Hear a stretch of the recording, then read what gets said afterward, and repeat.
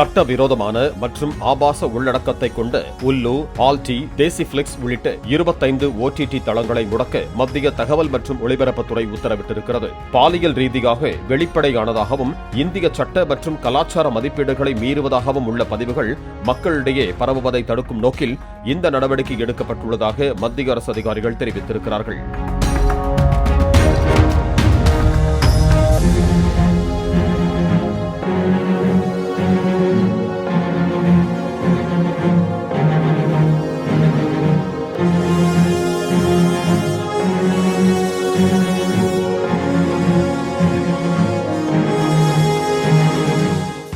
Play store மற்றும் app ஸ்டோரில் இருந்து பாலிமர் செயலியை QR கோடு மூலம் பதிவிறக்கம் செய்யுங்கள்.